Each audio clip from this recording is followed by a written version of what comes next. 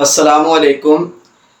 सबसे पहले तो ये वीडियो देखें तो उसके बाद बात करते हैं। शरीयत इलाही के ख़िलाफ़ जितनी भी साइंसी और अक़ली अफ़कारात नज़रियात है इनको तमाम बातिल समझता हूँ। जैसे डार्विन का नज़रिया है। अब मज़कूरा बला उमर के ख़िलाफ़ मैंने जितनी बातें हैं डोमेल सेमिनार लेक्चर और सोशल मीडिया पोस्टों और कमेंटों और दीगर मजालस में इन तमाम से बरीत का ऐलान करता हूँ और इस पर मैं तौबा और माफ़ी का ऐलान करता हूँ। आइंदा के लिए मज़कूरा बाला उमूर और शरीयत इलाही के दीगर अहकामात के ख़िलाफ़ अगर मैंने किसी किस्म की तहरीरी या तकफ़ीरी बात की तो मैं शरन व कानून मुजरम साबित होगा। मसलन शायर अल्लाह की तौहीन रसालत, इनकार हदीस, तौहीन सहाबा और सहाबा रज़ियल्लाहु अन्हुम का मयारुल हक़ होना वगैरह वगैरह। इस वीडियो में प्रोफेसर शेर अली जो कि ज़ूलॉजी के असिस्टेंट प्रोफेसर हैं, बड़े रिस्पेक्टेड हैं, मेरे अपने शोबे के हैं, बायोलॉजी के हैं यानी, तो वो डार्विन पढ़ाने की पदाश में उसकी सज़ा में ये पूरे मजमे में डिप्टी कमिश्नर के ऑफिस में अपने ईमान की तजदीद कर रहे हैं और इकरार कर रहे हैं कि वो आइंदा ऐसी बातें जो बज़ाहिर लोगों को लगती हैं कि वो मज़हब और दीन के ख़िलाफ़ हैं वो कभी नहीं पढ़ाएंगे। ठीक है, तो वैसे तो मैं गाहे बगाए ये ज़िक्र करता रहता हूँ कि हमारे रवैये साइंसी उलूम के और साइंस की थेरीज़ के कितने ख़िलाफ़ हैं। आपको मालूम है कि हमारे यहाँ कभी जो है ज़मीन को फ्लैट कहा जाता है, कभी स्ट्रिंग थ्योरी का इनकार किया जाता है, कहीं पे एवोल्यूशन का इनकार किया जाता है।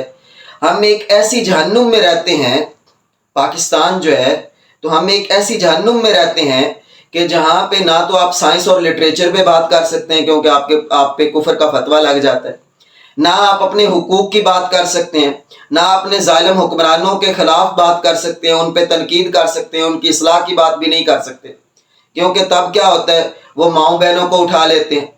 तो यानी हम एक ऐसी जहन्नुम में रहते हैं जहां आप अक्ल, फहम, खिरद, रोशनी इस तरह की कोई बात नहीं कर सकते। बड़े अफसोस के साथ, unfortunate, it is very unfortunate. तो ये हमारे माशरे के जमूद, ये जो इसके अंदर जो पूरी एक डिटीरियोरेशन है, जो स्टैग्नेशन है, तो इसकी सबसे बड़ी वजह मैं समझता हूँ वो ये है कि हम नई बात को, साइंस की जो बातें हैं, जो साइंस की तालीमात हैं, उनको अपनाने से कासिर हैं। जब भी लफ्ज़ एवोल्यूशन या थ्योरी ऑफ एवोल्यूशन या डार्विन का जिक्र किया जाता है तो तनकीद की एक बौछार होती है और वो जो तनकीद होती है वो इन्फॉर्म्ड नहीं होती। यानी लोग ऐसे ही, हालांकि वो बायोलॉजी के बारे में, सेल के बारे में, जानदारों की स्ट्रक्चर के बारे में, उनकी फिजियोलॉजी, एनाटॉमी के बारे में दे डू नो नथिंग।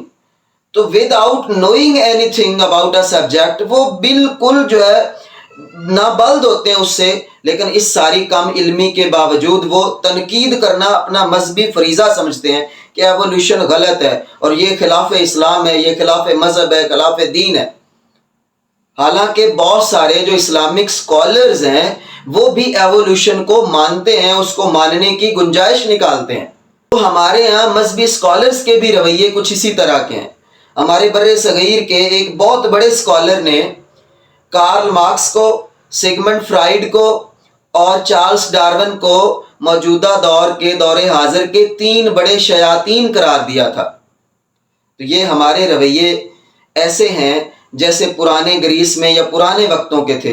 तो आज से तकरीबन 2500 या 2600 साल पहले एनेक्सागोरस को एथेंस से इसलिए निकाला गया था, उसको जलावतनी इसलिए भुगतना पड़ी थी कि वो चांद को ज़मीन का टुकड़ा कहता था और सूरज को वो आग का एक गोला कहा करता था।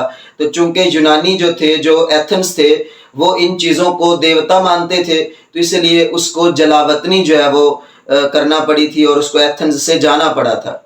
इसी तरह सुकरात के बारे में आपको मालूम है कि सुकरात को इसलिए जहर का प्याला पीना पड़ा कि वो मजहबी पुजारियों पे और मजहब के देवताओं पे तनकीद करता था और नौजवानों को, लोगों को अक्लो फहम, खिरद सिखाता था, बकौल उनके वो उनको करप्ट करता था। यानी आज से 2500-2600 साल पहले जो लोगों का रवैया था, तो हमारे रवैये आज भी उसी तरह 21वीं सदी में, हम 21वीं सदी में भी साइंस को मानने से इनकारी है।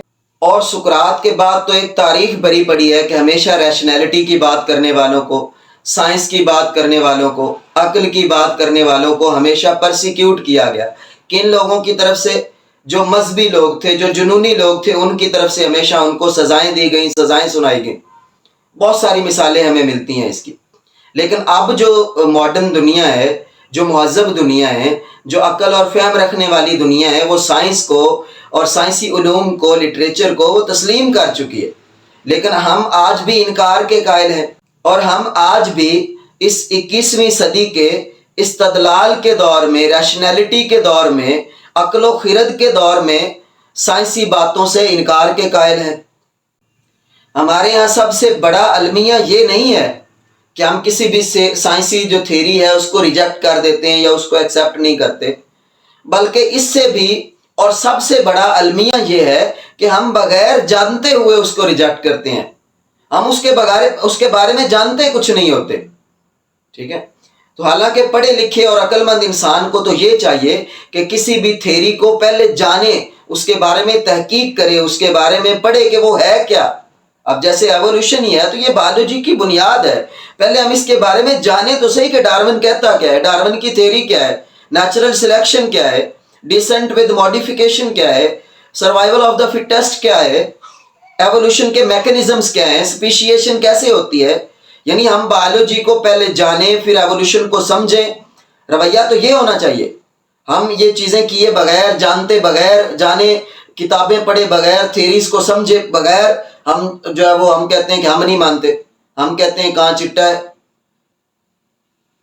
حالانکہ پڑھے لکھے ذہن کی یہ نشانی ہے کہ وہ اپنے سے مخالف جو بات ہوتی ہے اس کو بھی وہ اپریشیٹ کرتا ہے، اس کو انٹرٹین کرتا ہے۔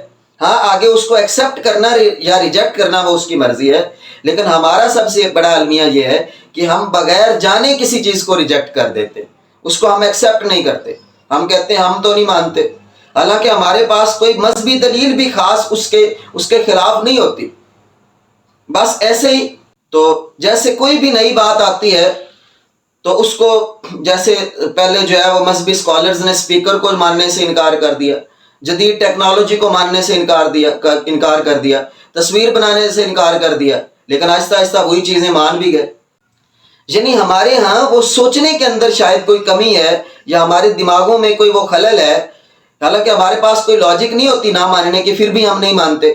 تو یہاں پروفیسر شیر علی صاحب کو جس ایوولوشن پڑھانے کی پاداش میں اپنے ایمان کا دوبارہ سے اقرار کرنا پڑا ہے، تو وہ ایوولوشن کوئی ایسی من گھڑت بات نہیں ہے، اس کے پاس ایک بڑا ذخیرہ ہے ایویڈنس کا سارا ایویڈنس اس کو سپورٹ کرتا ہے، اور اس کے اگینسٹ کوئی اتنی اچھی تھیری ابھی تک نہیں آئی، ٹھیک ہے؟ کوئی اس کے جو ہے اینٹی تھیری نہیں ہے کہ جس کے پاس کوئی ایویڈنس ہو۔ تو ہم بغیر ایویڈنس کے ہی جناب اس کو پڑھنے سے بھی انکار کر رہے ہیں، ایکسیپٹ کرنا ریجیکٹ کرنا تو بعد کی بات، تو یہ ایک اچھا رویہ نہیں ہے۔ بہت شکریہ۔